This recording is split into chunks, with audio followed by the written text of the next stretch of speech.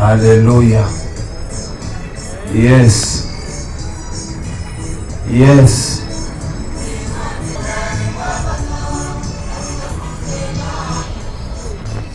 Haya. Nafikiri ni masaa mazuri.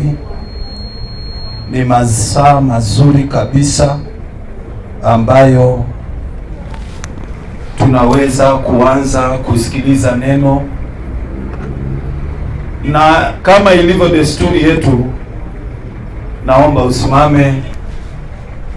Simama mahali ulipo, simama mahali ulipo, na tuweze kumkaribisha baba yetu katika ibada ya leo. Na ninaamini kabisa kabla tuondoke hapa tutakuwa tumefanya mambo makubwa, na ninakuomba tu zingatia ile kuweka nafasi. Jali maisha yako bwana. Huu ugonjwa ambao tuko nao hauonekani kwa sura ya mtu ukasema huyu yuko nayo ama huyu hana. Sasa ni ugonjwa mtu amebeba ndani yake. Ndio maana tunaambiwa take precaution. Sio jambo tu ambalo utalifanyia mzaha. Alafu tena hakikisha kabisa unaweza hata ukajificha kule. Niliona kuna nafasi nzuri kule, watu wanaweza kukaa pale na hata wasijeruhiwe. Inamisha uso wako mahali ulipo. Baba mfalme wa wote, Baba Mungu mwenye roho zote ambazo ziko duniani, zilizo hai hata na zile ambazo zimekufa tayari. Wewe Baba uliyeumba mbingu na dunia na vyote vilivyomo, Baba tunakushukuru sana kwa siku ya leo. Tunakushukuru kwa sababu wewe ni mwaminifu kwa walio wako. Wewe ni wa haki na wa kweli. Fadhili zako za dumu hata milele. Tunakushukuru kwa nafasi hii ambayo umetupatia ili tuweze kusikiliza mafundisho jioni ya leo. Tuweze kusikiliza neno lako ili hili neno liweze kutuhifadhi. Kama kuna kitu kinamhifadhi mwanadamu ili asiweze kutoka katika njia ya Mungu, ni neno. Kama kuna kitu ambacho kinamrejesha mwanadamu katika njia za heshima na adabu, ni neno lako. Wengi wetu kwa kulipuuza neno tumejikuta tukifanya mambo ya aibu. Tumejikuta tukifanya mambo ambayo yametuondolea heshima. Basi mfalme, tunakuomba kwa neno ambalo tunakwenda kusikiliza leo, wacha likaweze kuwa faida kwetu na hata kwa wale ambao wanaolisikia. Likakupe wewe heshima na utukufu milele. Baba, tunazidi kukuomba utupe ulinzi wa kutosha hapa. Mashambulizi ya ibilisi hayakomi juu ya watakatifu. Kila wakati anawaandama. Biblia inasema ya kwamba yeye ni mshtaki wa wateule. Yeye anatafuta sababu za kuwaangamiza wateule, akiwashtaki kwa maneno ya uongo, akiwashtaki kwa mambo yasiyokuwepo. Baba, ninazidi kukuomba tusiingie katika mitego ya ibilisi na majaribu yake, bali wewe ukatuimarishe na kutuweka imara daima. Asante hata kwa wale ambao wako njiani wanakuja. Tunajua hata sehemu yao umehifadhi, na kwa mengine mengi ambayo Bwana tunahitaji, tunajua wewe ni mwaminifu. Biblia inasema unajua haja zetu hata kabla sisi hatujaomba, na wewe unakwenda kuzitimiza, haswa kwa wale unaowapenda. Kwa jina la Baba na la Mwana na la Roho Mtakatifu, wote tuseme amen. Amen. Haya, chukua nafasi ukae. Jaribu ku keep distance na kuomba tu keep distance. Hakikisha hata mahali umekaa ume keep distance. Na tuko katika somo ambalo linatushauri wiki hii ya kwamba tuweze kukamilishwa. Na tukasikia ndugu yetu Paulo anasema, ninajua mimi sijakamilika lakini najitahidi. I am on the race. ili niweze kufikia mahali ambapo nimekamilishwa kwa mapenzi yote ambayo Mungu anayotaka. Na tulisoma kwenye kitabu cha Wakolosai 4 mstari wa 12. Bwana Yesu asiwe sana. Na tukaona ya kwamba wengine wetu hatung'ang'ani kukamilishwa. Hatung'ang'ani kukamilishwa. Na mimi nataka tusome pale ili tuweze kuelewa ni nini tunaongea hii wiki. Hatubahatishi tu, tuelewe ni nini tunaongea hii wiki. Tunataka tukamilishwe. Nikakwambia mfano mzuri, kuna watu wengi ambao wanaelewa Biblia inasema tuishi kwa upendo. Lakini je, wewe umekamilishwa katika kupenda? Wewe kama Mkristo umekamilishwa katika kupenda? Na tukasema mtu yeyote atakayepungua, yani usipofika standard ambazo Mungu anazotaka, ndugu yangu, sahau kuingia mbinguni. Na nikasema haya mahubiri ambayo tunahubiri, lengo letu ni kuhakikisha tumeingia katika ufalme wa Baba. Na ndio maana tunamakinika kwa viwango ambavyo Mungu ametuwekea vya kuingia mbinguni. We are racing against that time. Tunaangalia ya kwamba tumefika level ambayo Baba anataka. Kama ni kwa huruma tumekamilika, kama ni kwa utakatifu tumekamilika. Kuna watu ambao wanajua wazi Biblia inadai utakatifu kwa Wakristo, lakini hilo swala hawalitilii maanani, japo wanaenda kanisani kila Jumapili, japo hata ni washirika, japo hata wengine wako karibu sana na mchungaji, lakini hawazingatii kukamilika katika utakatifu. Bwana Yesu asifiwe sana. Mtu anaona tu as long as mimi naenda kanisa na niko na Biblia kwa nyumba na hata kwa ile kitabu ya kanisani jina yangu iko pale, basi huyu mtu anakaa amerelax. Yeye anaona amepata vile vyote ambavyo vinahitajika kumkamilisha kama Mkristo. Lakini turudie yale mafundisho ambayo huyu ndugu yetu Epafra alituombea wa Kolosai. Mimi ninasikia tu kubarikiwa na maombi ya Epafra, nasikia kubarikiwa na huyu bwana. Kitabu cha Wakolosai, mimi sijui kama wewe unabarikiwa, lakini mimi nabarikiwa bwana. Huyu mtu ametufungua macho kuelewa vile viwango vya kiroho ambavyo vinahitajika kwetu. Watu wengi wanafikiria tu, hata mimi nikiongea kwa lugha, nikiwa na uwezo wa kiroho wa kuweza kuponya watu, na maandiko nasema hata uwe na vitu hivyo vyote, lakini haujafikia zile standard ambazo Baba anataka kwako. Mungu anataka kuona umefanana na Yesu Kristo. Wewe ni mnyenyekevu, wewe ni mtakatifu, wewe ni mtu umejaa na upendo, wewe ni mtu umejaa na huruma. Na hivyo ndio vitu ambavyo katika Agano Jipya vinasifiwa, watu wenye upendo. Tumesikia habari za Dorcas, tumesikia habari za Cornelius, watu ambao wanasifiwa katika Agano Jipya. Ndugu yangu, ni watu wa kipekee. Sio watu eti walikuwa wanaweza kuombea halaiki ya watu, sio watu ambao walikuwa ni manabii mashuhuri sana. Bwana Yesu asifiwe sana.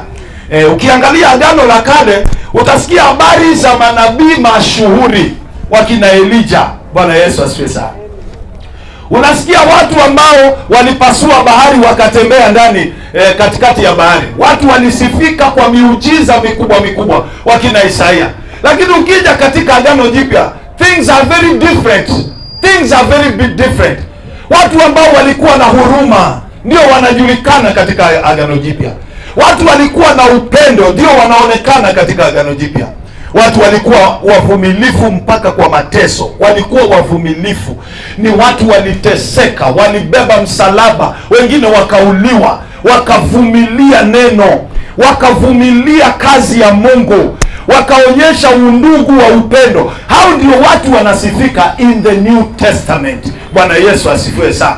Na ukisikia mtu ambaye anaitwa Paulo anaongea kuhusu watu, ndugu yangu, haongei kuhusu umaarufu wa kazi walizofanya za miujiza na unabii. Anasema jinsi walivyokuwa wakarimu, walivyokuwa watu wa upendo, walivyomkaribisha, walivyomsaidia kufanya huduma, na anawapatia sifa kweli kweli. Bwana Yesu asifiwe sana.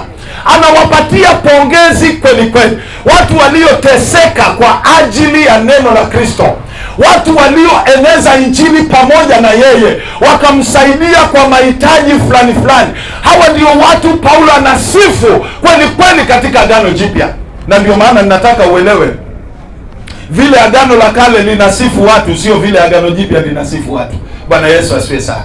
Haleluya. Situmpatie Bwana Yesu makofi tena. Sasa sikiliza hii na kuomba, hata ukiweza kwenda kuiandika mahali, enda ukaiandike. Bwana Yesu asifiwe sana. Enda kaiandike, iwe ni kitu inakukumbusha kila wakati. Kitabu cha Wakolosai 4 mstari wa 12 anasema hivi: Epafra ambaye ni mmoja wenu na mtumishi wa Kristo Yesu anawasalimu.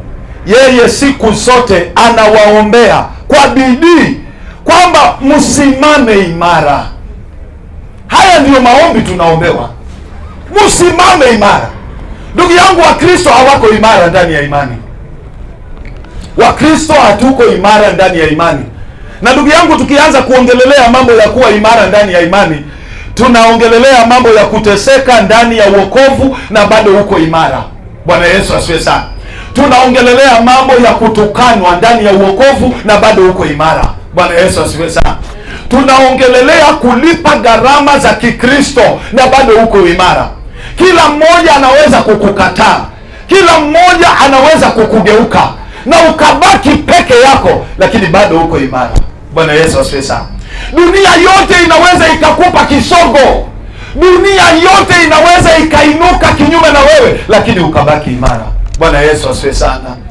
Na anasema ninawaombea muwe imara, muwe imara.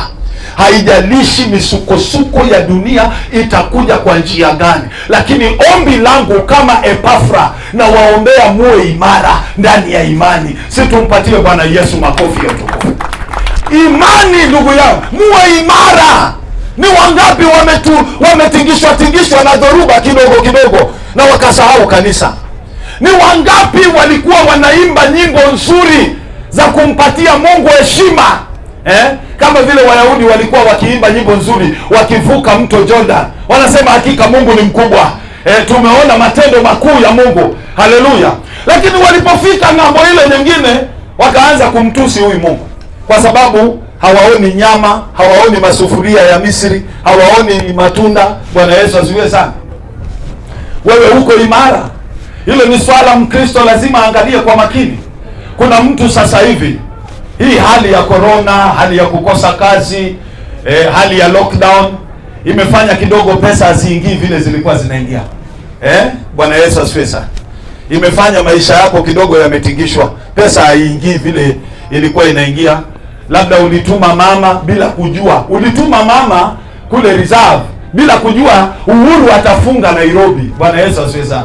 Hukujua Uhuru atafunga Nairobi, sasa umetuma mama reserve, ukasema labda baada ya 21 days atarudi. Ilipomalizika 21, Uhuru akaongeza wengine 21. Bwana Yesu asifiwe sana. Ilipomalizika tena 21, akaongeza wengine. Na sasa joto la mwili limeingia. Bwana Yesu asifiwe sana. Nilisikia mzee mwingine anasema kuna njaa ya kila kitu. Bwana Yesu asifiwe sana. Kuna njaa ya tumbo, kuna njaa ya kila kitu. Sasa njaa imeingia. Haleluya. Uko imara, uko imara, umesimama imara. Na hilo ndio jambo ambalo Yesu Kristo anaangalia kwa Wakristo. Hawa watu hata watingishwe na nini, watakuwa imara. Na ndio maana mimi husema hata mahali pengine, hii corona ni sababu za Mungu tu, ni sababu za Mungu ameleta, kwa sababu anajua wakati wa kuja kwa Yesu umekaribia kwa karibu sana. Na labda jaribio la mwisho ambalo ameleta juu ya kanisa ni kuhakikisha ya kwamba wako imara. Haleluya. Bwana Yesu asifiwe sana. Inawezekana hili gonjwa, ndio maana hata haliwasumbui watu wa matatu. Hata kama tunaambiwa ya kwamba wamepunguziwa wasibebe watu kamili, wanabeba watu 8. Ndugu yangu, haliwasumbui, ndio maana hawapigi kelele. Bwana Yesu asifiwe sana. Watu wamepunguzwa kuingizwa kwa baa, zimefunguliwa, ikasemekana watu waingie wachache. Haiwasumbui. Kuna watu hii kitu haiwasumbui, wanasema bora mzee alitupatia masaa ya kufanya kazi vizuri, haitusumbui. Lakini inawasumbua Wakristo, inawasumbua Wakristo. Bwana Yesu asifiwe sana. Mimi ninaweza nikasema hili jaribio limewagonga Wakristo kweli kweli, limewagonga. Na nimpatia mzee mwingine mfano mzuri, nikamwambia wewe, unajua wakati tulikuwa tunaendaga kanisa kama kawaida, sio wote walikuwa wanaenda na moyo moja. Wengine walikuwa wanaenda kwa sababu wengine wanaenda, wengine walikuwa wanaenda kwa sababu walikuwa wanaona aibu, nikikaa nyumbani na ni Jumapili mimi nitaonekana mimi ni mpagani. Bwana Yesu asifiwe sana, haleluya. Sasa kuna wengine pia walikuwa wanaenda kwa sababu walikuwa wanataka kutengeneza majina. Kuna kadada anataka kuoa, na kwa sababu yule dada ameokoka na yeye, haleluya, ni muhuni, ni mang'aa. Sasa anaenda kanisani ndio aweze kuwin favor ya yule dada. Haleluya, Bwana Yesu asifiwe sana. Lakini sasa hivi Mungu ameweka chekecheo, anaondoa makapi, anataka abakishe wale ambao walikuwa wanaenda kanisani kwa kweli, wale ambao kama milango ya kanisa imefungwa, basi hata msituni wanaweza kwenda kuomba. Milango ya kanisa ikifungwa, hata wanaweza wakatoa meza katikati ya sitting room, wakapiga magoti, wakaita Mungu. Bwana Yesu asifiwe sana. Mungu anataka kuona wale walio imara ndani yangu ni wakina nani. Haleluya, Bwana Yesu asifiwe sana. Wangapi tuko pamoja? Na hilo ndio jambo tunaombewa na mtumishi wa Mungu Epafra. Anasema kitu cha kwanza, na waombea muwe imara. Mimi sijui kama wewe bado uko imara, sijui kama bado uko imara. Kuna wengine sasa hivi wamepigwa na jaribio la kutorokwa na wazee. Mzee amekutoroka bwana, kwa sababu gharama imezidi. Gharama imezidi. Ni kweli mami, kazi hakuna bwana, kazi mzee alisimamishwa. Mzee alisimamishwa kazi, mapato kidogo anapata, ndio alipe nyumba, ndio mkule. Na labda ni mzee pia ana starehe zake pale za kando. Anataka kamogoka kake, kamogoka, ka Napoleon kidogo, kanjugu, kasigara. Sasa ile kapesa kadogo anaona anakapata, anasema haka kaende tu, kaende kote hivyo. Hapana. Bwana Yesu asifiwe sana. Wamama sasa hivi wamewachiwa watoto, wamama wamewachiwa manyumba. Bwana Yesu asifiwe sana, haleluya. Na labda yule ambaye amekuacha alikuwa hajaokoka, wewe umeokoka, wewe umeokoka, wewe mama umeokoka. Unajua wamama wengi wanapenda kwenda kanisa, sio kama wazee. Bwana Yesu asifiwe sana. Na nikisema hivyo sina ubaya na wazee, tunasema ukweli. Wamama wengi wanapenda kwenda kanisa. Grupu nyingi ya wazee wanapenda kwenda kwa mpira, Arsenal, Manchester, Liverpool. Bwana Yesu asifiwe sana. Sasa mama, unatingishwa. Je, uko imara? Yesu anasema watakaovumilia mpaka mwisho, hao ndio watakaokoka. Yesu hakukuahidi ya kwamba hakutakuwa na makwaruzo katika wokovu wako. Makwaruzo yako utakwaruzwa. Biblia inasema majaribu hayana budi kuwepo. Majaribu hayana budi kuwepo, yatakuwa kila siku. Lakini mimi ninauliza Wakristo wenzangu, tuko imara? Nilisikia mchungaji mwingine akinibariki sana. Anasema Mungu wakati alipoangamiza dunia hii mara ya kwanza na gharika, alisema mwanadamu hatamaliza miaka yani hataishi zaidi ya miaka 120. Mwanadamu hataishi zaidi ya miaka 120. Na akasema kama hiyo ndio span ya generation ya mwanadamu, basi wakati Yesu aliposema Israel itakaporudi katika taifa lao, Wayahudi wakirudi katika taifa lao, haitamaliza generation kabla Yesu hajarudi. Maana yake yeye akapiga hesabu, tangu wakati Israeli imerudi katika nchi yao 120 years inaishia lini? Kama mpaka sasa hivi Wayahudi wamemaliza 71 years katika nchi yao, imebaki miaka ngapi ndio Yesu arudi? Imebaki miaka ngapi? Bwana Yesu asifiwe. Imebaki 39 years. 39. Si nilikwambia ifiki 2050. haifiki 2050 kabla Yesu arudi. Sasa tunakubaliana mlikuwa mnafikiria ni maneno yangu? Haifiki 2050 kabla Yesu hajarudi, less than 39 years. Yesu alisema wakati tu Waisraeli watarudi kwa nchi yao, kizazi hiko hakitaisha. Na kulingana na Biblia, maisha ya mwanadamu hapa duniani ni 120 years. Hiyo ni kulingana na Mungu. Hakuna mtu atapita 120 years. Maana yake one generation equals to 120. Sasa hivi tangu Israeli rudi kwa nchi yao from 1948 mpaka leo 71 years. Imebaki miaka ngapi Yesu arudi? 39 years. Na anasema haitaisha. Maana yake ni 20 hivi. Na wewe haujaimarika hata kwa mambo ya kiroho. Wewe hata kwa mambo ya kiroho bado hujaimarika. Na huyu anasema ninawaombea muimarishwe. Bado tu wanawake tukikupita mbele unameza mate. Wewe unaenda wapi? Ukisikia nyimbo za Lucky Dube kwa matatu unatingisha kichwa. Hujaimarika. Tunaelewana ndugu yangu? Hasira ndogo ndogo bado zinakusumbua. Hasira. Vitu kidogo kidogo unaweka ndani yako, unaweka. Na ukiulizwa wewe umeokoka? Nimeokoka. Vitu kidogo kidogo. Yule ana deni yako ya 200, umemtangaza bwana. Umemtangaza mpaka huyo mtu amekonda. Bwana, yule mama na 200 yako. Yule jamaa na 200 yako.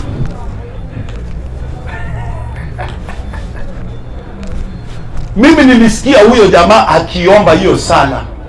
Nikauliza kwa nini ameomba hii vitu?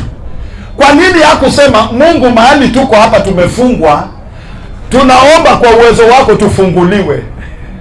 Kwa sababu walikuwa gerezani, alikuwa yeye, Paulo na wenzake walikuwa hapa. Lakini wakati Paulo anapeana maujumbe zipelekwe kwa makanisa mengine, yeye anaomba usiku na mchana.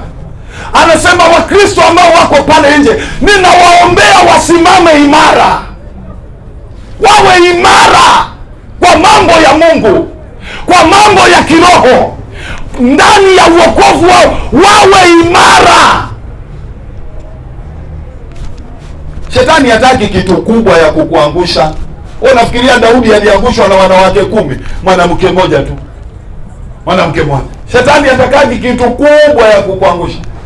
Wewe unafikiria Yudas aliangushwa na milioni? Ndugu yangu, ingekuwa vipande milioni ya fedha tungesema kweli alijaribiwa. Wangapi tunaelewana vizuri? Ingekuwa a million pieces of silver. A million pieces of silver. Tungesema hiyo hata ingekuwa mimi. Lakini 30 vipande 30. Vipande ngapi? 30 vya fedha. Hiyo inaonyesha wazi Yudas hakuwa imara. Wewe uko imara wewe. Haleluya. Bwana Yesu asifiwe sana. Mimi ninang'ang'ana niwe imara. Na hiyo ndio kitu Paulo anasema, sisemi nimekamilika, niko mbioni. Ninataka nivifikie viwango vya Mungu. I want to reach the pass mark of God. Nikamilishwe katika kila mapenzi ya Mungu. Haleluya. Tumpatie Bwana Yesu makofi ya utukufu. Tumpe Kristo makofi ya utukufu. Ndugu yangu, mbinguni Mungu ako na report form. Hata angalia, kwa upendo umepita na maksi ngapi? Kwa utu wema. Si Biblia inasema kuna vitabu vya matendo? Kuna vitabu vya matendo. Alafu kuna kitabu cha uzima. Revelation 20 mstari wa 11. Kisha nikaona vitabu kule mbinguni na vikafunguliwa. Vilikuwa vitabu vya matendo na kuna kitabu ingine ya uzima. Na iwapo jina yako haikupatikana kwa kitabu ya uzima. Sasa unajua, kwanza inaanza matendo. Unaangaliwa. Na hii matendo yote inaangaliwa kulingana na viwango vya Mungu. Viwango vya Mungu. Sio viwango vya kanisa yenu. Unajua kanisa yenu inaweza ikasema hatuna shida na kunywa pombe. Kuna makanisa wanasema hivyo. Bora wewe unakuja Hata ukikunywa kidogo si mbaya. Hiyo ni kiwango ya kanisa yenu. Bwana Yesu asifiwe sana.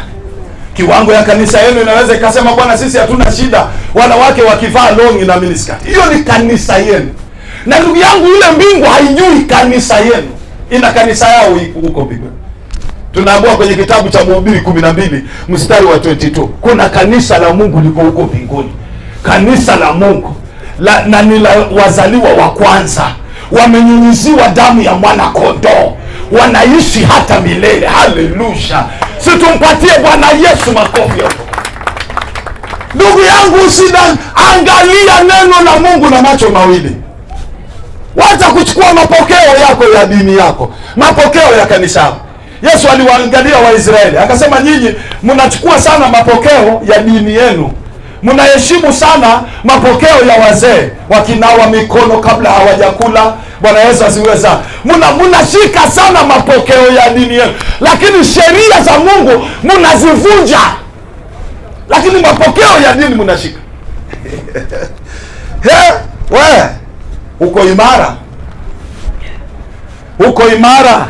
Tumpatie tena Bwana Yesu, tumwongeze Kristo makofi Bwana. Tusiangaliane hapa vibaya. Unajua kuna watu wanasema huyu kwani amekosa kitu ya kuhubiri. Ndugu yangu, nihubiri nini? Nihubiri nini? Sijatumwa mimi nihubiri mambo yako. Tunahubiri Mungu. Bwana Yesu asifiwe sana. Wewe ukiona hayakupendezi wachana nayo. Halafu iko siku utajutia. Utasema laiti. Wewe unafikiria wewe ndio wa kwanza wa kulia? Wale walioachwa na Nuhu walilia kweli kweli, walilia. Tena walilia, waliogelea mpaka wakafika kwa safina, na hivyo hivyo waliwachwa. Wewe sio wa kwanza utalia. Bwana Yesu asifiwe sana. Watu wa Sodoma na Gomora walilia wakichomeka. Wamama na mimba, watoto wadogo walichomeka. Tunaambiwa watu waliopona ni watu 4 peke yake. Watu 4, Nuhu na bibi yake na mabinti zake 2. Bwana Yesu asifiwe sana. Ndugu yangu, sio mchezo. Vya mbinguni havina mchezo. Wanasema mpaka ukamilike. That is the requirement of God. Ukamilishwe.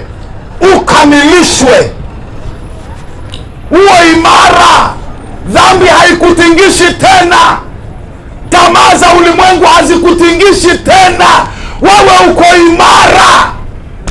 Bwana Yesu asifiwe sana. Tamaa ya pesa, tamaa ya vitu vya ulimwengu, tamaa sijui ya nini na nini haikubabaishi tena. Uko imara ndani ya imani. Umemea sawa sawa. Hata utingishwe namna gani. Wangapi wanaelewa kile kitu ninasema? Ile mti wakati ikiwa dogo ingetingishwa na upepo wa kila aina. Bwana Yesu asifiwe sana.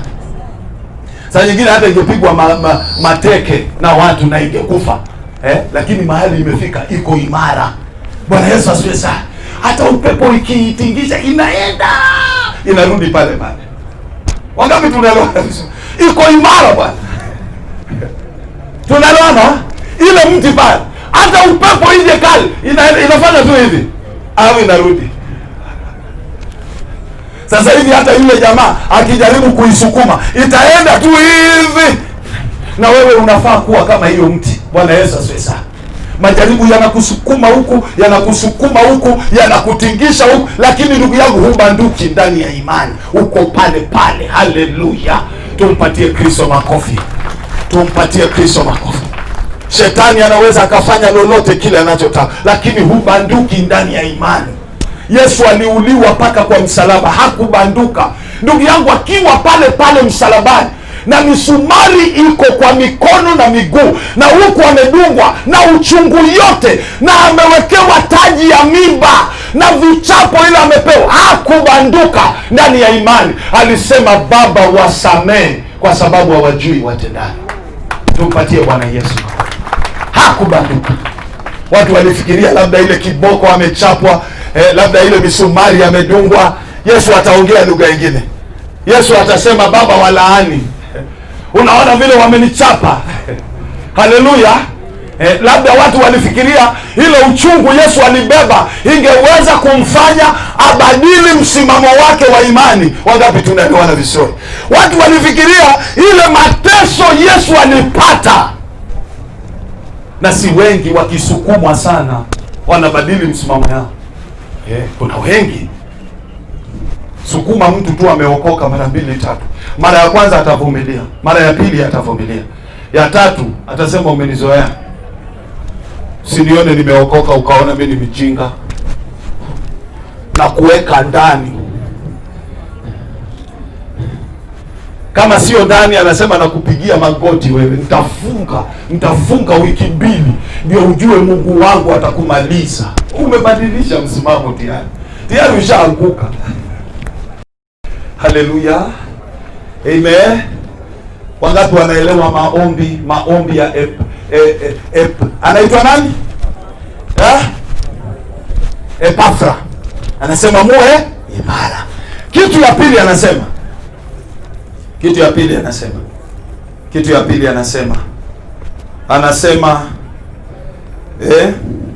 yeye siku zote anawaombea kwa bidii kwamba msimame imara katika mapenzi yote ya Mungu, mkiwa wakamilifu na dhabiti. Bwana Yesu asifiwe sana. Pointi ingine ni kukamilishwa. Haleluya, Bwana Yesu asifiwe sana. Mungu anataka uwe mtu wa huruma. Haleluya, umekamilika, umefika mahali ambapo sasa hata ukiona nani, wacha mtoto wako unaweza mhurumia kwa sababu ni wako wa karibu. Bibi yako unaweza mhurumia kwa sababu unajua vile anakushughulikia. Ndugu yako unasema huyu ni damu yangu. Lakini umekamilishwa katika tunda la huruma, mpaka hata ukiona a stranger. Haleluya, tunda la huruma limeshiba ndani yako. Hata uone a stranger amekaa kwa barabara, hana mbele wala nyuma, unaingia, unapeana. Umekamilishwa katika tunda la huruma. Umekamilishwa. Wangapi tunaelewana vizuri? Wengine tuko nayo 2%, tuko na huruma 2%, tuko na 5%. Haleluya. Wengine tukienda sana tuko na 10%. Kuna wale unaweza sema yenyewe huyu inaweza saidia. Huyu hata ndio nuru yangu. Kuna mwingine hata anasema hata ningekuwa nayo siwezi patia wewe. Hujakamilishwa. Haleluya. Haleluya. Bwana Yesu asifiwe sana. Kuna wengine tuna utakatifu 2%, 5%, 10. Haleluya. Huwezi kusimama imara kama Yusufu. Imara, amekamilishwa katika utakatifu. Anasema siwezi kufanya hii. Yaani hata anang'ang'ana. Sio eti anasema tu kilegefu. Unajua kuna mtu anasema kilegefu. Akisukumiwa zaidi anaingia box. Wangapi tunaelewana vizuri? Huyu aling'ang'ana. Tunaambiwa aling'ang'ana mpaka mwanamke akabaki na koti yake. Sijui ni leso ama ni koti. Waling'ang'ana. Na unajua ikifika mahali bwana mwanamke anakung'ang'ania, ndugu yangu, sio vita kidogo. Leo ni leo. Huyu anasema hakuna. Niache sikuachi. Niache. Mpaka nguo inabaki hapo. Yusufu anatoka kifua wazi. Haleluya. Nilisikia mwanamke mwingine pia alijaribu kujitetea, anaitwa Betsheba. Aliambia Daudi, hii kitu unataka tufanye na wewe, mimi nimetakasika, mimi ni bibi ya mtu. Na Daudi akatumia nguvu, akamwambia I am the king. Mimi ni king. Lazima unitii. Mwanamke akaona sasa hapa mahali imefika, vya king siwezani. Haleluya. Kasema kwa nini hakupiga nduru? Kwa nini hakupiga nduru? Sababu pia ilifika mahali akaona hapa kuna mteremko. Yule bwana yangu ni watchman ya kawaida, na sasa ni king, huyu king. Haleluya. Wangapi tunaelewana vizuri? Usicheze bwana. Betsheba aliangalia akasema bwana king. Bwana yangu ndio ni mwanajeshi, lakini king. We king. Sasa hiyo hata mwanamke anasema ni kama ile ndoa haikuwa yangu. Sasa hii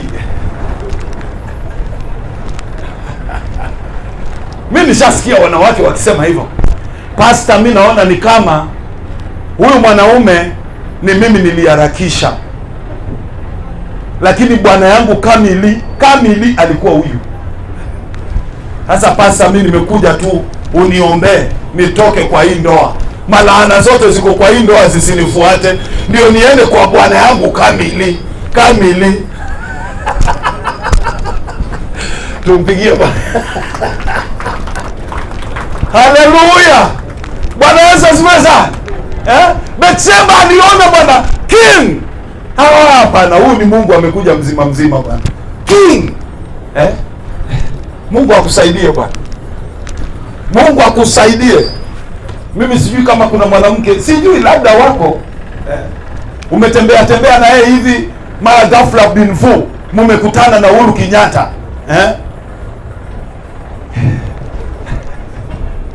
Uhuru Kenyatta ameanza kukatia bwana wife wako. Sijui kama kuna mwanamke anaweza sema, Uhuru, unajua mimi nimekamilika bwana. Unaona huyu jamaa hata kama ni hoka ni wangu. Unaona huyu ni kweli anauzaga hoka pale Mudhurwa, lakini Uhuru huyu ndio Mungu alinipatia. Mwanamke atasema hapana.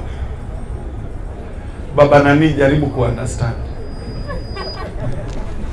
Si unajua hata wewe ndio ulinilazimisha kwa hii ndoa, na mimi sikuwa nakutaka sana.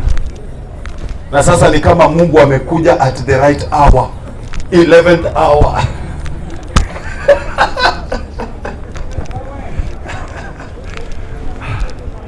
Haleluya. Wangapi wamekamilishwa ndani ya Kristo? Tumpigie Bwana Yesu makofi mazuri. Ndugu yangu, ombi la huyo mzee ni zito, na mimi ninakusii fuatilia kwa kamili. Hawa ni wale spiritual leaders. Mara nyingi nimekuwa nikihubiri hapa kiwanjani nikikwambia the only thing we are lacking in Kenya, tumekosa watumishi wa kiroho. We are lacking spiritual teachers, wale ambao wanaweza kukueleza ni nini haswa kinahitajika mbele ya Mungu. Wangapi tunaelewana vizuri? Ni nini ambacho kinaweza kikakusaidia wewe kuurithi ufalme wa mbinguni? Tumekosa spiritual teachers. Ni kweli tuko na walimu ambao wanatufundisha neno, lakini hawajui ni nini kinahitajika kwetu ili tuweze kumsogelea Bwana. Lakini this man, ukiona mtu ambaye Paulo aliweka tick, ndugu yangu, Paulo alikaa chini ya Epafra akamsikiza, akasema huyu ni mwalimu, amewafunza yale ambayo yanahitajika. Muwe imara na mkamilishwe katika mapenzi yote ya Mungu. Haleluya. Bwana Yesu asifiwe sana. Wacha niangalie kopo langu hapa kidogo. Masaa ni mazuri. Wacha tusome kitabu cha Wagalatia. Nataka tusome kitabu cha Wagalatia 6:16. Wagalatia 6:16. Amen. Umekamilishwa, uko imara. Wewe mwenyewe ndio unaweza ukajibu hayo maswali, sababu wewe mwenyewe ndio unajua vile una behave wakati ukipatikana na majaribu. Wakina Daniel walionyesha wamekamilika, wako imara. Hata mbele ya simba walionyesha sisi tuko imara. Hata ile moto ilipashwa mara 7. Na wakina Hanania, Mishaeli na Azaeli wanasema, mfalme, hata usijisumbue. Sisi hata Mungu asipokuja, sisi hatutaabudu hiyo sanamu. Walikuwa imara ndugu yangu. Walikuwa wako imara.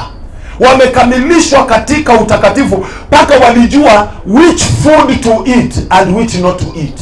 Waliambia yule msimamizi aliyowekwa awalinde, hii chakula ya mfalme ambaye ametuletea hatukuli, tunataka sisi tukule ile yetu, ile ambayo tunajua inapendeza mbele za Baba. They were so upright in spiritual matters. Hallelujah. Ndugu yangu, unaweza ukaenda shule ya theology ukasoma hii Biblia, lakini yale masomo umejaza kwa ubongo hayatoshi kukukamilisha. Kuimarishwa na kukamilishwa ni kitendo cha Roho Mtakatifu.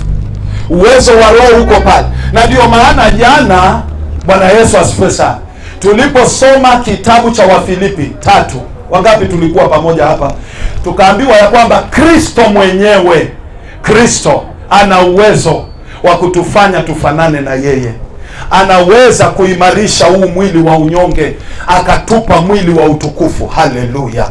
Tumpatie Bwana Yesu makofi, tumpatie Kristo makofi.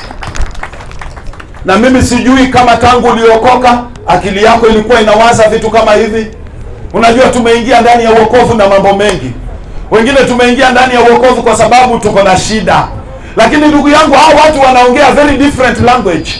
Wanaongea language ya kukamilishwa ndani ya mapenzi ya Mungu.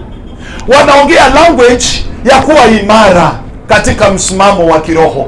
Bwana Yesu asifiwe sana. Vitu ambavyo viko tofauti kabisa na mawazo ya wengine walioenda kanisani. Kuna mtu alienda kanisani apate bibi mzuri, aliambiwa kanisani ndio kuna mabibi wazuri. Wacha nikwambie ndugu yangu, Biblia iko wazi ya kwamba mke mzuri ni Mungu anapeana. Bwana Yesu asifiwe sana. Mtu anarithi mali kwa baba yake, mtu anarithi mashamba kwa baba yake, mtu anarithi pesa kwa baba yake, lakini mke mzuri, ndugu yangu, ni Mungu anakupa. Usijidanganye. Kanisani, wale ambao wako kanisani wote ni wagonjwa. Wacha nikwambie leo. Haleluya, haleluya. Mimi sitaki mtu akuja ani blame. Sitaki mtu akuja afanye nini? Ani blame. Pastor, niliambiwa kanisani ndio kuna malaika. Ndugu yangu, kanisani kuna vitu mbaya. Wangapi tunaelewana vizuri? Wakina Mary Magdalene. Walikuwa na mapepo sijui ngapi. Tunaelewana vizuri? Mapepo 7. Nisikize. Haleluya. Kanisani kuna vitu ngapi? Kuna vitu gani mbaya? Watu ambao wameenda kutafuta matibabu. Watu wameenda kutafuta matibabu. Mwanamke Msamaria alikuwa na wanawake ngapi? Wanaume ngapi? 5 walienda, mwingine alikuwa kwa nyumba 6 na alikuwa anataka Yesu 7. Unaona hiyo material ndio inakuaga kanisa.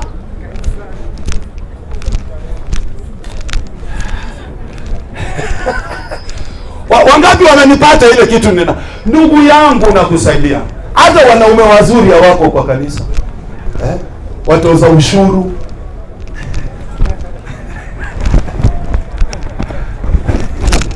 Wakina Zakayo, waizi.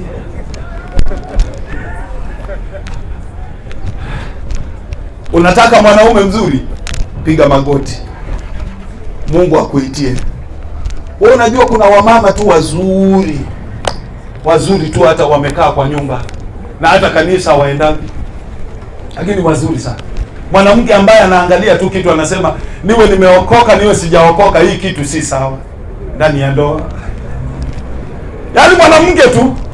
Na mimi wacha nikwambie ukweli wa maneno, kama unatafuta mke mzuri, ita Mungu. Yuko jamaa alitumwa na Abraham. Akaambiwa enda kwa nchi za ndugu zangu. Ukaletee huyu kijana yangu Isaac bibi. Mimi sitaki huyu kijana aoe huku. Nataka uende huko. Huyu jamaa alipofika huko, wacha nikwambie, huyu jamaa alichanganyikiwa kwa sababu kila mwanamke aliona kwa sura. Bwana, walikuwa wanawake warembo. Sicheze na wanawake wa Israeli. Wanawake wa Yahudi. Bwana Yesu asifiwe sana. Wanawake warembo. Sasa huyu jamaa akasema, sasa nitajuaje mwanamke mzuri? Kwa sababu wote nikiangalia wananichanganya. Ni kama wanawake wa Nairobi. Wacha hao wako huku, wako na shida. Enda huko kwa town huko. Enda huko Nairobi ya juu. Ndio utajua kuna wanawake wamezaliwa.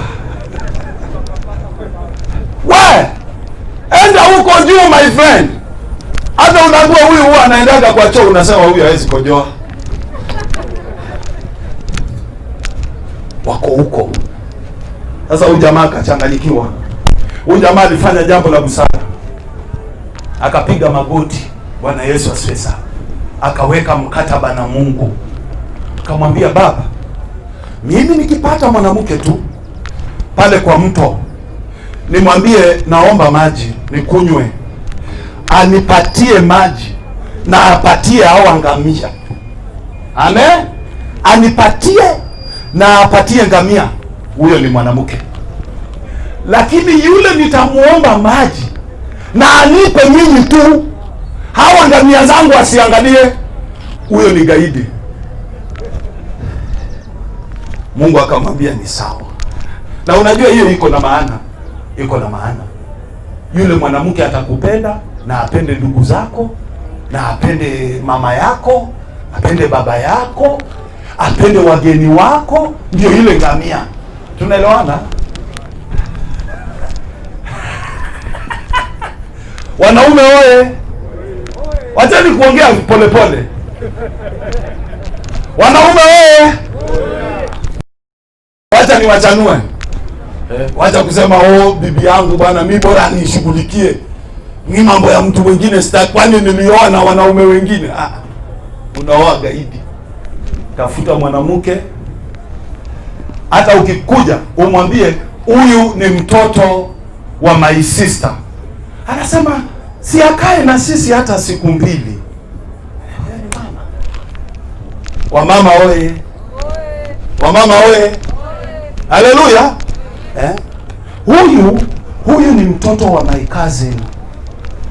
Ametoka reserve, amekuja hapa Nairobi kututembelea. Saa nyingine hata wewe unasema amekuja tu siku mbili. Mama anasema hapana, wacha tukae naye. Si wamefunga shule, wacha tukae naye. Nyumbani anaenda kufanya nini? Wacha tukae naye. Bwana Yesu asifiwe sana. Sasa yule jamaa alipopanga na Mungu akaenda, na inasemekana alikuwa mwanamke wa kwanza. Unajua wakati unaweka imani yako kwa Mungu, Mungu hata kubali uchanganywe. Yule wa kwanza anakuja ndio huyu anakuonyesha. Bwana Yesu asifiwe sana. Jamaa kaenda bwana. Rebeka akatokea huko. Rebeka. Haleluya. Rebeka akafika pale. Jamaa akamwambia, naomba maji nikunywe, nimetoka huko, nimechoka. Rebeka akachukua maji akampatia. Sasa ile huyu jamaa anakunywa, unajua bado sio eti haja ya maji ndio alikuwa nayo. Anaangalia mkataba wake na Mungu. Bwana Yesu asifiwe sana. Ni huyu ama si huyu? Wakati anakunywa hivi, yule Rebeka akasema, kama hata wewe umechoka, na hata hao ngamia wamefanya nini? Wamechoka. Wacha pia hao ngamia niwawekee jamaa akasema hata usiweke. Nimepata ile kitu nilikuwa nimekujia. Mwanamke akamuuliza, kwani ulikuwa umekujia nini? Nilikuwa nimekuja natafuta mwanamke mrembo nipelekee bwana. Yule mwanamke alimuzima akamwambia, hii maneno unayoniambia kama ni kweli usiniambie, enda ambia baba yangu. Ambia baba yangu. Wanafikiria kuna mwanamke Nairobi anaweza kuambia kitu kama hiyo? Mnamalizania hapo hapo, kama ni kwa stage, kama ni kwa hoteli, namba zinabadilishwa. Nikuje kwako lini? Wewe jipange ukuje kesho. Amen. Bwana Yesu asifiwe sana. Wangapi tunaelewana vizuri? Na jamaa mwanamke akadinda kabisa, akasema twende kwa wazazi. Akampeleka paka kwa wazazi. Bwana Yesu asifiwe sana. Yule jamaa akajitambulisha, akasema mimi nimetoka kwa fulani. Wakasema huyo ni ndugu yetu, huyo amekutuma ni ndugu yetu. Akakaribishwa bwana, wakatoa zawadi. Wazazi wakamwambia jamaa, si urudi basi, kwa sababu umeshatuambia ile kitu unataka, wacha tumwandae msichana alafu tutamleta baada ya wiki 2. Msichana akasema msiniweke. Kama mumeelewana niende kwa bwana yangu.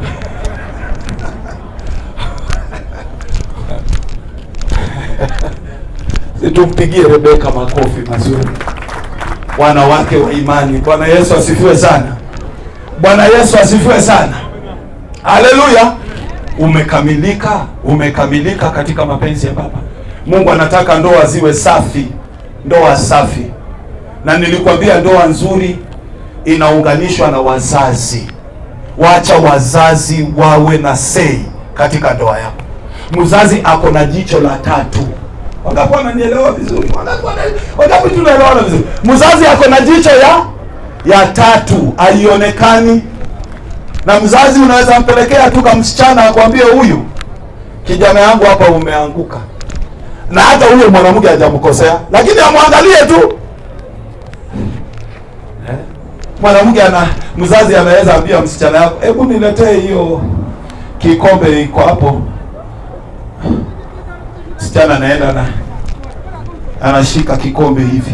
Shaiona mtu anashika kikombe hivi. Mahali watu wanaenda kuweka mdomo, yeye anachukua vidole yake. Ujui hata alikuna kwa makwapa. Ujui hata alijikuna. Anashika hivi.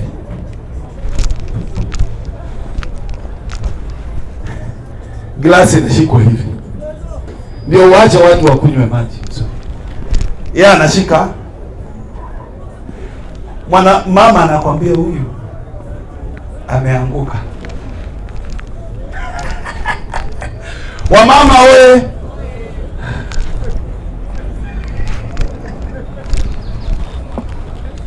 Acha turudi kwa maandiko. Wagalatia 6:16 inasema hivi. Amina. Tusome hapa. Wagalatia 6:16. Amani na rehema viwe na wote wanaofuata kanuni hii na juu ya Israeli wa Mungu. Bwana Yesu asifiwe sana. Kanuni gani? Turudi pale juu. Kanuni gani inafuatwa? Turudi pale juu. Maandiko yanasema hivi.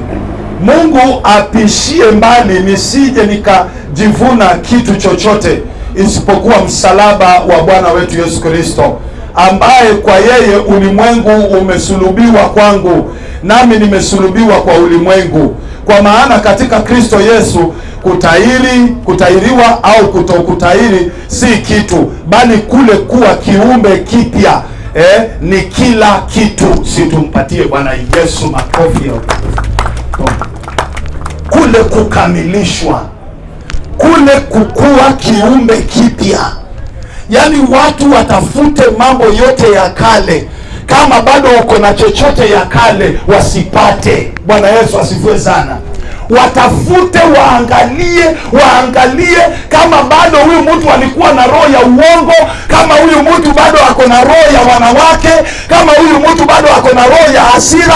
Watafute wasipate. Kile watapata ni ule upya ulio ndani yako. Haleluya. Simama kwa miguu yako miwili.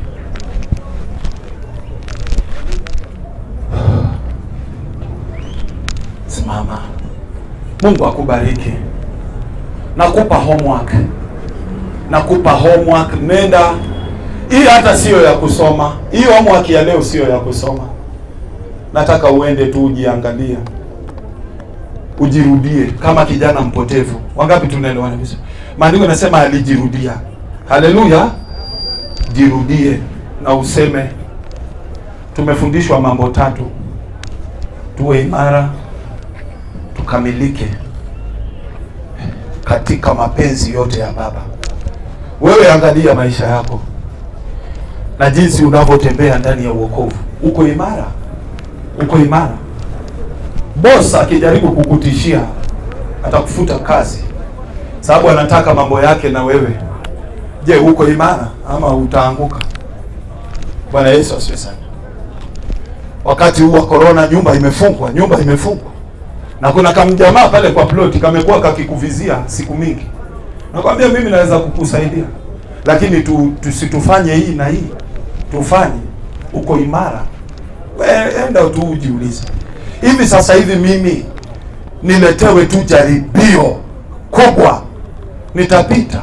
Nataka uende ukae chini, uassess msimamo wako wa kiroho. Wangapi tunaelewana vizuri?